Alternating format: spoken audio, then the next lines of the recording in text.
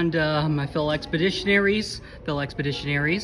I am here at the Palm Springs Art Museum for the very first time, and this will be the first time I will do a actual extensive walk, explore, and talk video for the very first time here.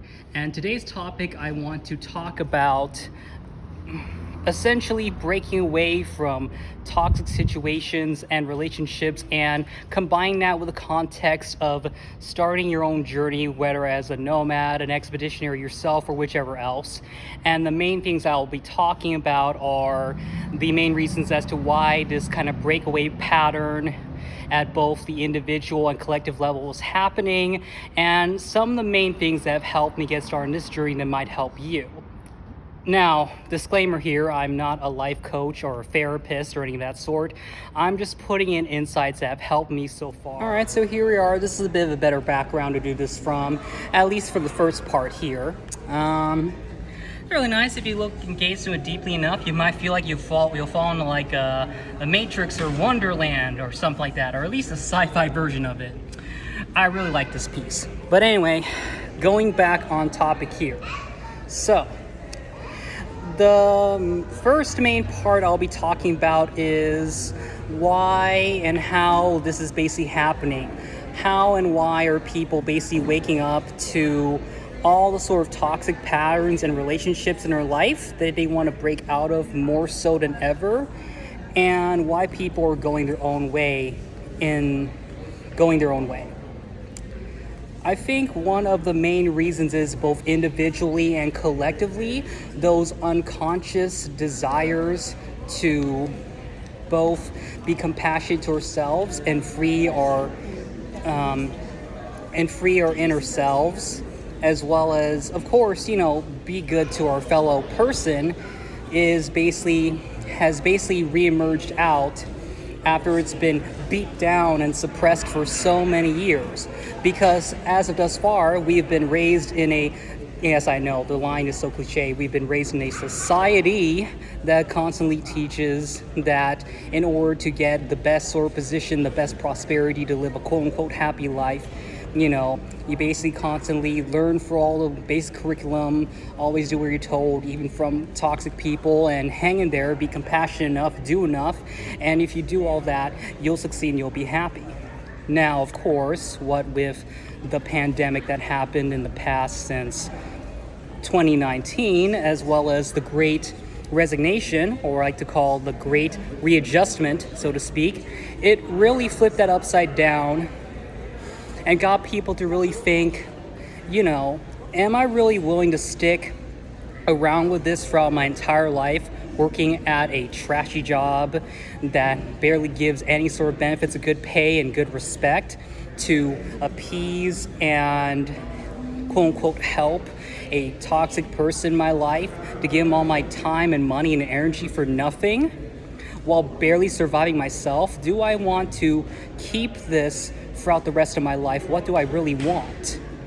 And those unconscious thoughts and desires for freedom, for something better, were suppressed into this shadow realm part of ourselves, what Carl Jung would describe as the shadow self. Now, it's not just for bad things or bad thoughts or whichever, but it's just for the things we suppress of ourselves in creativity that we tend to shame because we're afraid of it offending or hurting someone, even though we're not going our way to hurt or ourselves or anyone else. We just want to live our lives and be creative and be fulfilled and be joyful. And so because all these factors together, that's why people are rethinking, what do I want in my life, not just for work, but also for who I want to spend time with, who I want to be, more so than ever.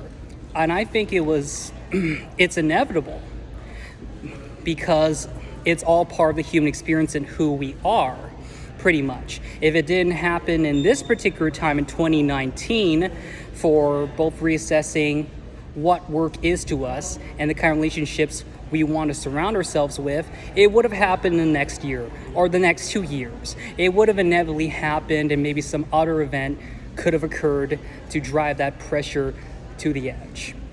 But yeah. So, yep.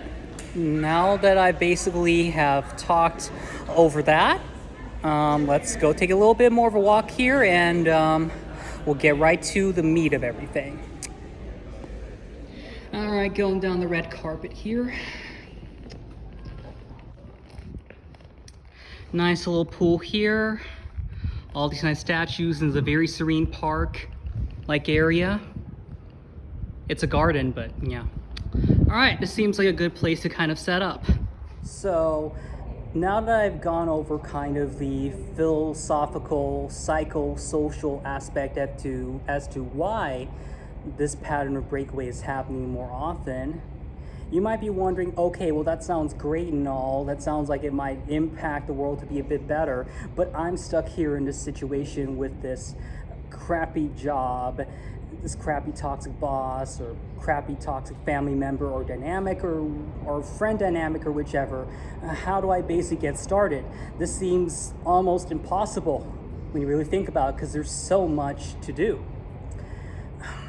Honestly, I think some of the main points and things that have really kind of helped me towards this life of at least better freedom so far, and doing what I do, and hopefully help get that started for you, is to start and do this gradually. Do this gradually. It will take time, and there are going to be times in which you're going to stumble over and it'll suck. And you have to somehow basically deal with it and be okay with dealing with the feelings that come with that. Like so many other experts say, the shame, that you can't believe you're doing this after so much you've been taught. You thought if you just held out long enough and did enough, you would live a happier and better life, but nothing ever happened. And you have to accept that fact and put the relationship or that past life to rest. The guilt that you didn't do enough, even though you've already punished yourself enough. And the anxiety over, where's my next paycheck going to come from? Where am I going to stay and take shelter at? How am I going to keep myself financially afloat? Again, the main points of this is to do this kind of more gradually.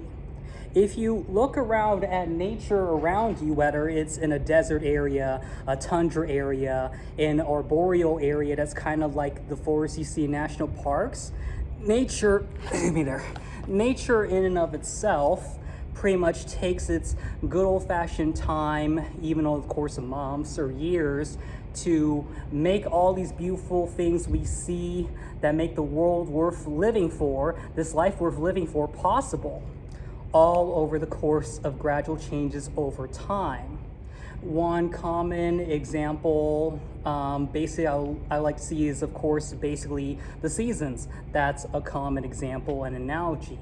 Whereas basically after, for example, leaves or a certain tree goes through a certain period of remaining stagnant and the same as it is, all green and such, and then eventually it grows and it changes into a beautiful shade of orange and brown and colorful fall leaves that eventually turn to detritus and decay. But that's not the end of the story there. As it does so, those leaves go down to the ground as compost and such to help further life grow, provide shelter for the lizards and other things that keep the soil fertile, even worms, and to keep life going, to keep plants growing, keep the cycle going. And eventually, after the tree loses all those leaves, it's going to appear dead for a while. And it may seem that things are extremely pretty grim, as you may probably face and feel when, after a while, when you've broken out from that toxic job or relationship and you have this uncertainty about where you'll go and you feel like you'll lose everything, eventually it just works out in the end. It does. Because eventually, like with that tree, new leaves and new life and plants will grow and life will keep on.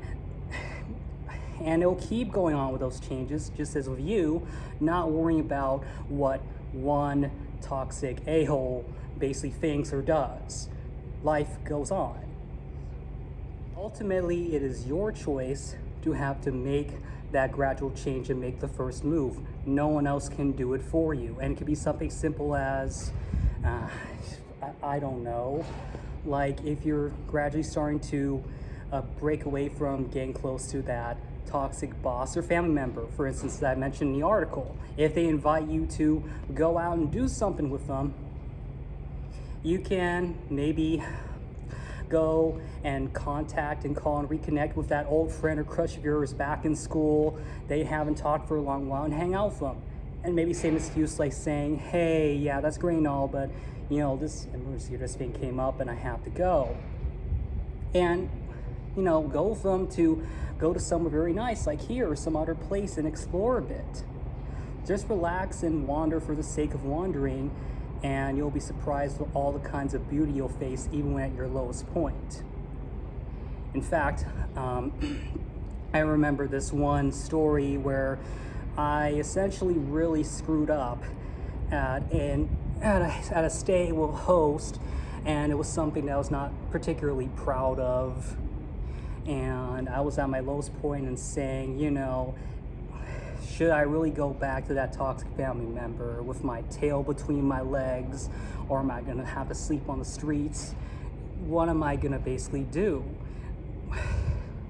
Should I just give up on what I'm doing? And as soon as those thoughts were growing their roots, given the love that I mutually shared out into the world, this one homeless and unfortunate member of, one of those people out to the wayside, you see, he came up to me, and we've met a few times, and after we talked and I talked to him about what I felt, he basically said to be a kinder friend to yourself, that he's been through a lot, that you're not any better or any worse than all the people in sort of the world. And it was the kind of compassion that I least expected from the people you least expected from, right? So, and it worked out in the end. I guess be on the lookout for those kinds of miracles in life. Feel what you're feeling, and just ask, speak about what you're feeling, and something might come to you that you may least expect. I would like to say once again that the main point you need to remember is to basically do this gradually and be your own best friend as much as possible. Even if you need to go to someone else for help, whether it's a neighbor, a friend, a schoolmate, basically just tell someone about it, and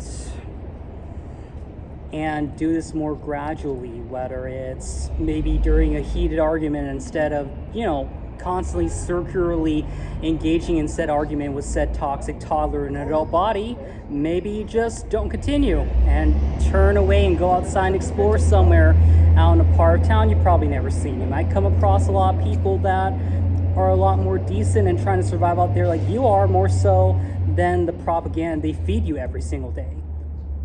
Or, the same thing with gradually practicing to say no. You can say no to a certain modest request from a friend that you trust, that will be understanding, and then go to higher stakes from there. Every single dollar you save and invest from as early as you can be built toward a fund to help you get to where you need to go, and all those sorts of things, even though it's not going to be really easy at first. Again, look around and see what is best for you. Because if my examples of how dynamic nature and life is gives you any indication, it works. It will take time though. The universe will say to you what's right and what's best, and you are going the right way. It just takes time and some stumblings along the way.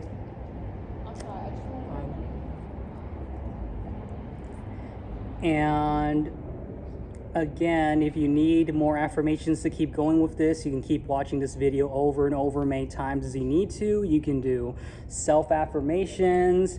You can, again, talk with a very supportive friend to help you through this time, or even a lodging or accommodation host or hostess. It doesn't matter, because we're all people here. We're all in the same boat. If all these news of what's going on in the world and how a lot of these crazy things are happening, it just shows how fragile really life is, and really makes you think, do you really want to spend this much time and your energy on something that's crappy and clearly not good for you, when that could be taken away in an instant? Just something to think about. Anyway, again, I would like to say I like to give thanks to those who've supported this project so far, to Tina, also known as Wandering with a Tent, excuse me, my legs, who have helped with the project and the editing, the writing, but unfortunately they're not with me anymore because they closed their account. I'd like to thank all of my friends who have been with me on this journey, such as Kasai, Slightly Amiss,